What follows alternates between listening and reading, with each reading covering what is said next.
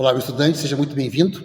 Eu sou o professor Sérgio Tchaikovsky Júnior, e nessa nossa aula de hoje nós vamos conversar um pouquinho mais a respeito de um processo extremamente pertinente para diversos campos de estudo. Nós, obviamente, vamos aí ter um enfoque maior, tanto no planejamento estratégico, quanto na mercadologia, nos demais campos da gestão, muito embora ele acabe, de alguma maneira, impactando direto e indiretamente todas as áreas, todos os campos, os setores da nossa economia. E que processo é esse? É o processo de tribalização, que para nós, dentro de uma área de gestão, vai acabar canalizando os nossos esforços para aquilo que nós denominamos de personalização, customização e, principalmente, a segmentação, que é a etapa que será de maneira pregressa, para que na sequência você possa customizar, personalizar uma solução para um grupo pré-determinado. De tal maneira que, se lá no passado as empresas trabalhavam com grupos maiores, uma cultura fordista, uma cultura de massa, hoje, esse é o processo irreversível, nós vamos caminhando para uma sociedade onde você vai trabalhando cada vez grupos menores, com a forma de você potencializar aí o êxito, tanto das ações de comunicação, quanto das ações mais focadas na estratégia de vendas, o próprio marketing, o branding, e tudo aquilo que tem por finalidade de estabelecer uma correlação, uma conexão, como a gente chama de bionívoca, entre uma organização e um grupo de indivíduos, ou um indivíduo único em determinados casos. Então, vamos percebendo que esse processo ele começa a dar os primeiros passos lá a partir dos anos 50, 60, lá no contexto da Segunda Guerra Mundial, e o detalhe interessante vem agora. Ele se manteve, de alguma maneira, evoluindo ao longo das décadas, de tal sorte que hoje ele se dá tanto no ambiente virtual, ou seja, na internet, bem como no nosso ambiente aqui, tridimensional, que nós muito bem o conhecemos, ou seja, a ideia que nós temos que ter, que hoje nós falamos de tribos urbanas, mas nada impede que ela tenha aí uma determinada capacidade maior ou menor de atuação dentro do ambiente virtual, ou que ela se limite ao ambiente virtual. Então a gente tem que pegar essas peculiaridades e imaginando que a atuação dela pode ser só no offline, só no online, e o que é mais provável que você encontre nos seus estudos é que se dê a partir de estratégias ou de modalidades e práticas que nós chamamos híbridas.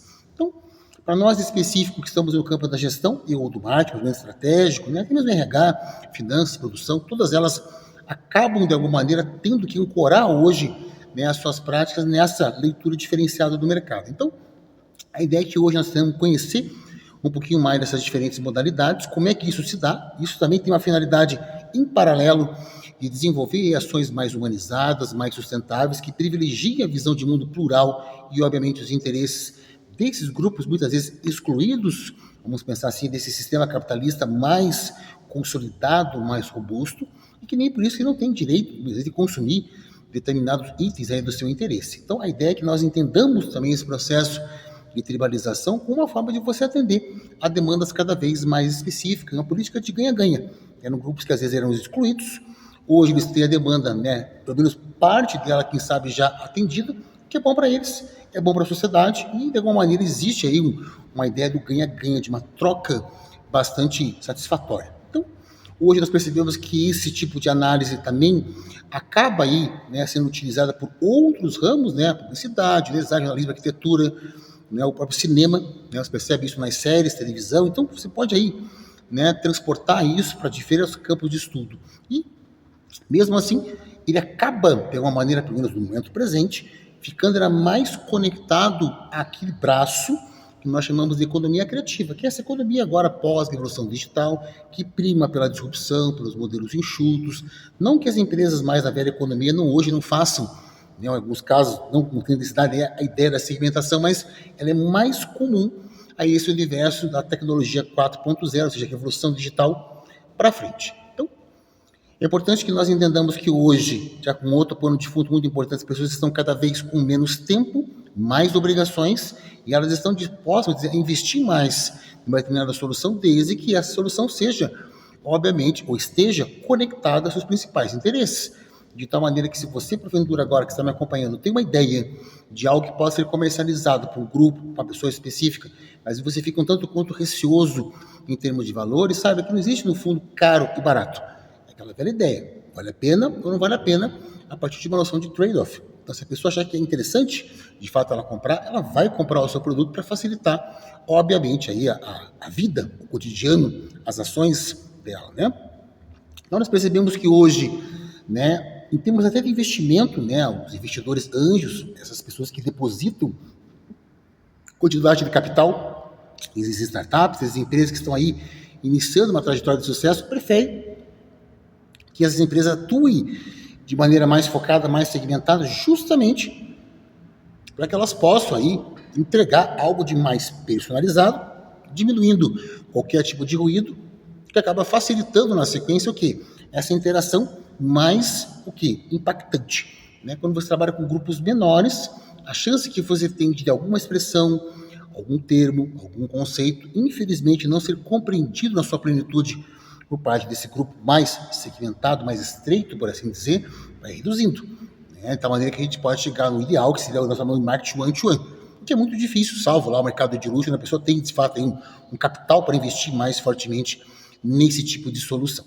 Então, a gente nota que a partir dos anos 80 e 90 é uma tendência aí irreversível, não que você não percebesse isso, né, aos pouquinhos se delineando no pós-Segunda Guerra Mundial, e você trabalhar ideias de uma maior customização, os próprios grupos eles começam a se subfragmentar, só que para que isso de fato tenha uma possibilidade maior de êxito, você não pode fazer isso com base no achismo, né, no senso comum. Tem que trabalhar a pesquisa, seja ela qualitativa, quantitativa, etnográfica, hoje isso é básico, né?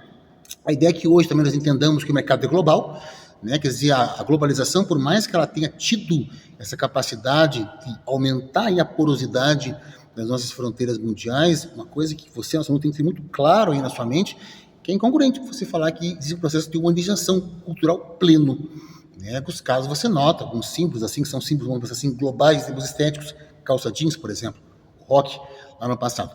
Mas daí para você imaginar que você tem uma cultura única, homogênea, que ela predomina em todo o globo, isso é por demais aí, vamos pensar assim, não digo ingênuo, mas quem sabe otimista em excesso. Então a ideia é que nós tenhamos aí uma relação bastante interessante dentro desse processo ininterrupto de internacionalização e da globalização, porque ao mesmo tempo que você tem um mundo cada vez mais interconectado, né, você nota esses pequenos grupos tentando apresentar aquilo que é deles. Né? Isso é importante até simbolicamente falando, né? Quer dizer, aquele elemento, aquele folclore, aquela dança, aquele estilo de música, tudo isso de alguma maneira volta, né, a se fazer presente por conta do quê? Dessa interconexão que nós temos aí no ambiente virtual. Além do mais, a ideia é que nós entendamos, né, como é que se deu esse processo de fragmentação. Michel Maffesoli, que é o primeiro autor a se debruçar com mais, né, interesse nisso, ele já falava lá nos anos 70 que esse processo era irreversível. Né, anos 80, daí isso começa a aparecer mais fortemente, primeiramente na França, né, enquanto rescaldo lá dos movimentos acontecidos nos anos 60, e daí para frente. Né, não que isso não estivesse acontecendo, mas passa a existir uma nomenclatura específica para você denominar esse fenômeno. Lembrando que, muito embora a nossa tendência também seja associar esse fenômeno com fenômenos mais jovens, o que hoje seria lá a geração, porventura, Z ou alfa, ele também pode perfeitamente acontecer com pessoas mais sêniores, carleiros, por exemplo, né? Não deixa de ser uma tribo urbana. Então, a questão etária, a questão demográfica barra etária, ela não pode ser tomada como ponto de partida e ponto de chegada. Quem sabe ela pode ser empregada numa estratégia mercadológica enquanto indicador, enquanto uma forma de você canalizar os teus interesses, ações, para conseguir o teu budget, a tua verba, com um foco mais específico, mas daí para você menosprezar o restante, daí sim, infelizmente, está equivocado. Né? Então, tende a acontecer com jovens, mas nada impede que aconteça, aí não tem uma questão de gênero e ou etária que é impeditiva, por exemplo. Né? A ideia que eu proponho agora é que nós aí, né, convidar vocês para fazer um mergulho agora mais intenso aí nesse conceito e aos pouquinhos tentar transportar isso para o ambiente virtual, que hoje aí é o grande foco de atenção das organizações. Então, como eu falava no início, né, o Michel Maffesoli, a partir dos anos 80, ele começa a construir esse conceito, e daí, a partir de 88, esse conceito, vamos pensar assim, simbolicamente, nasce. Ele passa a ocupar aí o ambiente acadêmico e depois ele acaba, de uma maneira, também sendo trazido para o ambiente do mercado. As empresas incorporam isso. A fragmentação, como eu sempre digo, a gente pensa só nos anos 80, mas ela já estava caminhando lá a partir dos anos 60, 70, né? Nós tínhamos lá os hippies, nós tínhamos os punks, nós tínhamos os rastas, nós tínhamos os góticos, todos eles são aí, digamos, co-irmãos, vamos pensar assim, em termos de contemporaneidade, em termos de década, né, que esse processo, vamos pensar assim, anos 60, anos 70, né, o movimento hippie acho que é um dos mais aí emblemáticos e famosos. Só que o Michel Maffesoli aqui que ele começa a perceber, isso é muito importante para você, nosso aluno, captar isso, para depois transportar isso para uma estratégia mercadológica.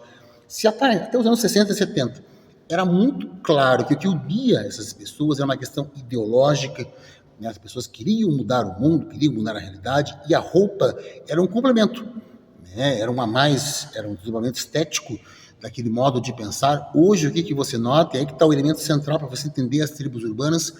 Não que você não possa ter traços ideológicos, quem sabe socioculturais comuns, ok? Perfeitamente plausível. No entanto, não é a ideologia que une mais essas pessoas. São o quê? São as referências de compra. Grande parte das tribos urbanas hoje, pelo menos as mais recentes, que surgiram nos últimos 10, 15 anos, todas elas têm como ponto, muitas vezes, de chegada, de partida, né, a questão estética, a questão de consumo. São pessoas que frequentam o mesmo ambiente. Opa, agora uma tribo, passam a se vestir parecida, gostam das mesmas coisas, mas veja que elas não têm um algo a mais, elas não querem transformar algo na nossa realidade. Elas simplesmente têm vontades, interesses, gostos em comum, e isso acaba, de maneira, criando uma confluência, né, entre esses indivíduos. O professor Lira percebe também que a partir dos anos 80 essas tribos passam, né, além da questão do gosto, a questão do consumo, não que você não possa já automaticamente pensar, mas nem tudo que você gosta você compra, ou compra do percentual que você gostaria, né? Se a pessoa gosta de algo, mas é muito caro, né? Então a pessoa pode comprar, quem sabe, uma vez por ano, 2 vezes por ano, né? Então só toma um certo cuidado para falar assim, gostar não é consumir, né? Você pensa uma ideia de que as coisas são assim automáticas, quando no fundo não são. E ele começou a notar isso. Tem padrões de consumo muito semelhantes, culturais, né, tempos mais materiais, determinados indumentários do dia a dia, inicialmente desses jovens, depois apareceu também com pessoas dotadas de uma maior idade. E deu que a professora já começou a aventar isso nesse momento aí da história, né, que é muito bacana a gente sempre lembrar. Ele falou assim que os indivíduos hoje, né, naquela época também você começou já a se dar conta disso, eles não tinham uma conexão geográfica, eles não tinham uma ligação, digamos assim, em termos de moradia, de trabalho, mas o que eles acabavam, né, tendo como enlace? A questão do consumo. Né? Por alguma razão, o produto X, ou Y, ou Z, que nada impede que seja uma panda, por exemplo, acabava conectando essas pessoas porque elas tinham, de uma maneira, aspirações em comum, percepções em comum, e aquilo acabava gerando, mesmo que de maneira tênue, imagine que essa tessitura não é uma coisa perene, é uma coisa forte, mas é uma coisa importante porque é uma maneira impacta aí nos processos de compra. Contudo, que a gente percebe isso, a gente do ponto de vista da mercadologia, eu evito entrar muito na questão, né, se é ético, se não é, se deve ou não deve, a gente vai tentar transportar isso do ponto de vista bem pragmático, né? A gente nota um esvaziamento ideológico. Hoje, se você for notar, aí, a questão dessas uniões não se dão mais por valores. Eles pegam indivíduos que pensam de maneira completamente diferente, não têm mais sonhos em comum, mas o que eles fazem? Eles gostam da mesma grife, frequentam o mesmo espaço. Então, quer queira ou quer não, pelo menos a grosso modo, eles podem se sedimentar com o passar do tempo, eles seriam uma proto-tribo urbana ou já uma tribo urbana. Então, o que a gente percebe hoje? A internet, ela simplesmente potencializou aquilo que já existia, né? Ela permite esse fluxo cada vez mais intenso de informações, que para nós, quer queira ou quer não, é bacana, muito embora gere em contrapartida um consumidor, um cliente mais exigente, mais demandante, que cobra algo das empresas de maneira muito clara, muito tangível. E o que acontece? Essas tribos que surgem na internet, elas são daí sim o processo inverso, né? O caso do Apple maníaco hoje. É uma tribo que originalmente tem lá o seu embrião dentro do ambiente virtual. Não que você não tivesse um séquito de fãs lá do Jobs, mas ele torna-se aí exponencialmente muito maior no contexto anos 90 para frente. Né? A própria Apple, né, acaba crescendo desse momento para frente. E, como eu também citava, não que a gente tenha perdido por completo a ideologia, por favor, longe de mim também, né, ter uma leitura extremamente pessimista na nossa realidade, mas o cyberativismo, ele acaba tendo uma peculiaridade que você não encontrava nas ideologias, por exemplo, dos anos 60 e 70. Isso que uma Maffesoli, porventura, lê. Eu tive vontade de ler uma Maffesoli no mestrado, eu me lembro muito bem disso. Falei assim, olha, lá tinha uma questão ideológica. Hoje, infelizmente, essa questão ideológica ela parece muito pasteurizada, por assim dizer. Né? Ela acaba sendo utilizada como um pretexto para você não potencializar a questão do consumo. Isso que acaba acontecendo. Mas, guardadas as devidas proporções, pelo menos no cyberespaço você tem o cyberativismo, essas tribos pressionando empresas, governos, países, né, para que mude uma determinada postura. Esse processo é irreversível, né, quer dizer, há uma necessidade, inclusive, das próprias empresas, do próprio Estado, né, a prefeitura, o governo do Estado, interagir com esses grupos, porque esses grupos eles são extremamente, né, digamos assim, demandantes, se eles não são ouvidos, eles podem gerar danos, assim, às vezes irreversíveis para a imagem de um produto, de uma empresa, de um governante. Isso dificulta, logicamente, lá a sua reeleição.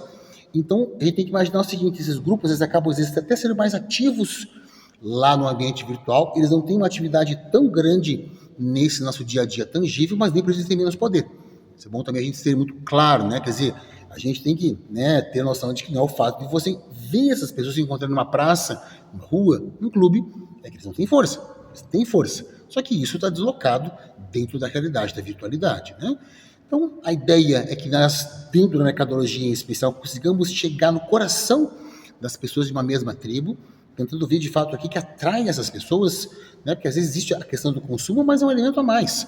Né? Essa pessoa tem uma preocupação com a natureza, por exemplo, compra produtos sustentáveis, a possibilidade, né? Essa pessoa já tem uma relação muito de embate com a sociedade, e ela acaba consumindo os produtos de uma banda porque a banda vende esse sonho para ela.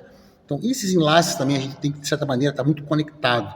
E, né, outros estão acostumados a essa expressão, nós temos a expressão chamada cool hunting, que é um desdobramento aí, alguns falam do marketing, outros da gestão, para mim é muito mais uma área intertransdisciplinar, que é essa busca do novo.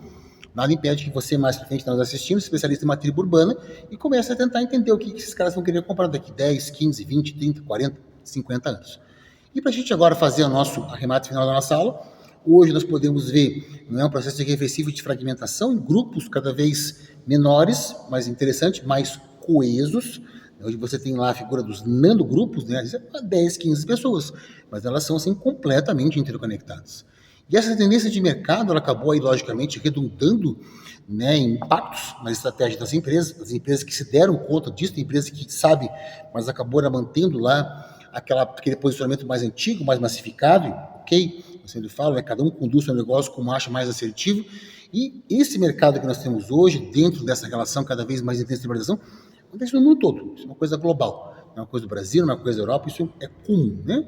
E por fim, é bacana que nós entendamos que as tribos urbanas podem ou não ter essa inserção no saber-espaço, é uma condição identitária básica para que você tenha lá essa existência, né? Então isso pode ou não acontecer. Mesmo assim, nós aí, mercadólogos, gestores, temos que saber como é que a gente trabalha essa relação. Será que essa tribo do ambiente nosso, tridimensional, faz as mesmas ações do virtual e vice-versa? Como é que dá essa conexão? Né? Senão a gente tem que ter, porque a gente acaba dando, infelizmente, um tiro no pé.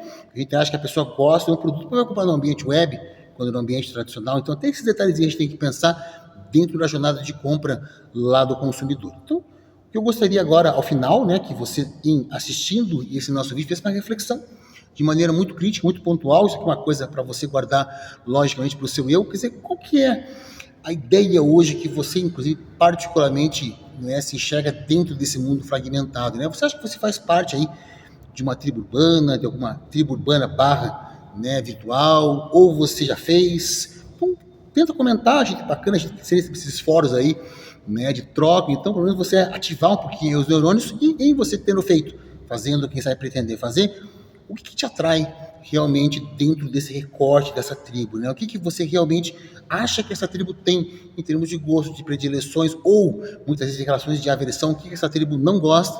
Por quê? É um exercício mental, mas nada impede daqui a um tempinho você treinando isso, você possa utilizar isso para trazer esse tipo de leitura para a tua organização e ter um produto bem customizado, o que vai aumentar aí a tua chance de ter um negócio de sucesso. Então espero que tenham gostado da nossa conversa, né? Eu vou ficando por aqui, muito obrigado, até a próxima.